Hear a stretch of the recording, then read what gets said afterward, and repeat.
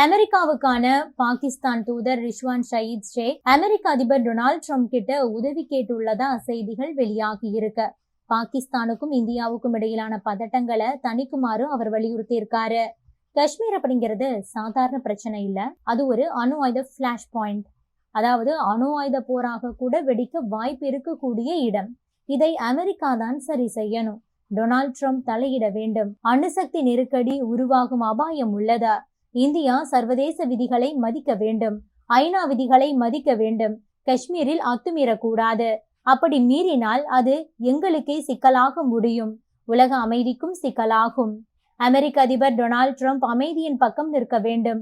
அதற்கு அவர் அமைதியின் தூதராக இருக்க வேண்டும் என்று கோரிக்கை வைத்திருக்கிறார். இந்தியா பாகிஸ்தான் இடையே நிலைமை மோசமாகியுள்ள நிலையில இரண்டு நாடுகளுக்கும் அமெரிக்கா முக்கியமான மெசேஜ் ஒன்றை அனுப்பியிருக்கு. பாகிஸ்தான் உள்துறை அமைச்சர் மார்க் ரூபியோ கொடுத்த பேட்டியில பாகிஸ்தானுக்கும் இந்தியாவுக்கும் இடையே நிலுவையில் இருக்கக்கூடிய அனைத்து பிரச்சனைகளுக்கும் பேச்சுவார்த்தை மற்றும் பரஸ்பர ஆலோசனைகள் மூலமா அமைதியான முறையில தீர்க்கப்படணும். நிலைமை நாளுக்கு நாள் மோசமாகிட்டு இருக்கு. இப்போதும் நிலைமை மோசமாகிவிட்டது. தற்போது நிலவுவது அப்படிங்கிறது ஒரு பயங்கரமான சூழல். இது உன்னிப்பாக உலக நாடுகளால் கண்காணிக்கப்படுகிறது.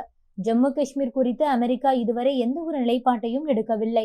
நிலைமை மேலும் மோசமடையாமல் இருக்கிறத உறுதி செய்யணும். நிலைமையை மோசமாக்காமல் காக்க வேண்டும்னு இரண்டு நாட்டு அரசாங்கங்களுக்கும் நாங்கள் வேண்டுகோள் விடுக்கிறோம்.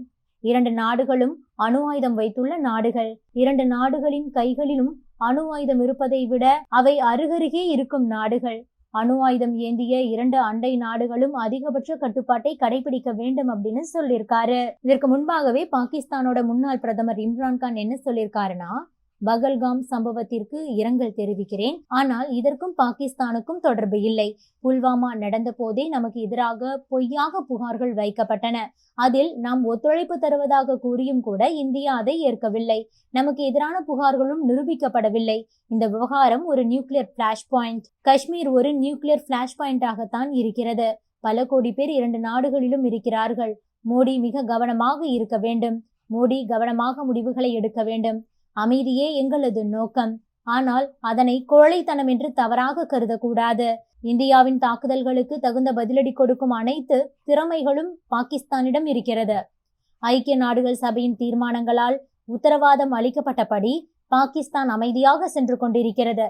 அதை கோழைத்தனம் என்று இந்தியா நினைக்க கூடாது என்று இம்ரான்கான் தெரிவிச்சிருக்காரு. இந்தியாவை எதிர்த்தால் பாகிஸ்தான் ராணுவத்தின் அனுசரணை கிடைக்கும் என்ற நிலையில இந்தியாவை எதிர்த்து இம்ரான்கான் இப்படி பேசியிருக்காரு. இந்த நிலையில தான் தற்போதைய போக்குக்கு அமெரிக்கா கண்டனங்களை தெரிவிச்சிருக்கு. ஜம்மு காஷ்மீர்ல நடந்த தீவிரவாத தாக்குதலுக்கு உலகம் முழுவதும் கண்டனங்கள் எழுந்திருக்கு. இந்த விவகாரத்துல தீர்வு காண இந்தியா நடவடிக்கை எடுத்து வரும் நிலையில பாகிஸ்தான் ஒத்துழைப்பு கொடுக்காம ஓவரா போயிட்டு இருக்காங்க. இந்த நிலையில தான் அமெரிக்க துணை அதிபர் ஜேடி வான்ஸ் இதை பத்தி என்ன சொல்லியிருக்காரு அப்படின்னா, இந்தியாவுக்கு பாகிஸ்தான் முழு ஒத்துழைப்பு கொடுக்க வேண்டும்னு வலியுறுத்தி இருக்காரு. நேற்று ஃபாக்ஸ் செய்தி ஊடகத்திற்கு அவர் பேட்டி அளிச்சிருக்காரு. அப்போதுதான் இந்த பயங்கரவாத தாக்குதலுக்கு இந்தியா அளிக்கும் பதிலடி இரண்டு பிரதேசங்களுக்கும் இடையே போரை தூண்டிவிடாதவாறு இருக்க வேண்டும். அதைத்தான் நாங்கள் எதிர்பார்க்கிறோம். பயங்கரவாத தாக்குதலுக்கு பாகிஸ்தான் காரணமாக இருப்பின் அதை ஒழிக்க இந்தியாவுடன் இணைந்து நடவடிக்கையை மேற்கொள்ள வேண்டும் அப்படின்னு சொல்லியிருக்காரு. தாக்குதல் நடந்த ஏப்ரல் 22 பாத்தீங்கன்னா அன்றைய தினம்தான் ஜேடி வான்ஸ் இந்தியாவில இருந்தாரு. அமெரிக்க துணை அதிபர் இந்தியாவுக்கு வந்திருந்த போதே இப்படியான ஒரு தாக்குதல் நடந்திருக்கிறது நமக்கு ஒரு மிகப்பெரிய கௌரவ பிரச்சனையாகவே இருந்தது. இது பற்றி தன்னுடைய எக்ஸ் தளத்துல ஜேடி வான்ஸ் என்ன சொல்லியிருந்தார் அப்படின்னா, இந்தியாவுல நடந்த பயங்கரவாத தாக்குதல்ல உயிரிழந்தவர்களுக்கு நானும் மனைவி உஷாவும் இரங்கலை தெரிவித்துக் கொள்கிறோம். இந்தியா எங்களை கடந்த சமீப காலமாக வெகுவாக கவர்ந்திருந்தது. இந்த நேரத்தில் இப்படி ஒரு துயரமான சம்பவம் நேர்ந்து விட்டது. இதனால் நாங்கள் இந்திய மக்களுடன் துணையாக நிற்கிறோம் அப்படின்னு தன்னுடைய பதிவை போட்டிருந்தாரு.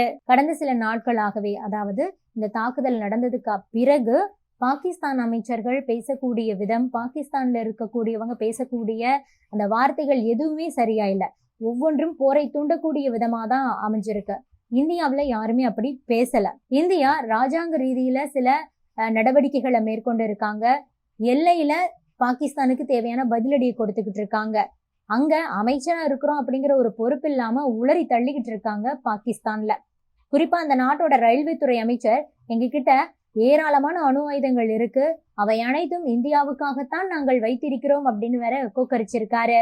இந்த நிலையில தான் ஜேடி வான்ஸ் பாகிஸ்தான் கிட்ட அட்வைஸ் பண்ணிருக்காரு.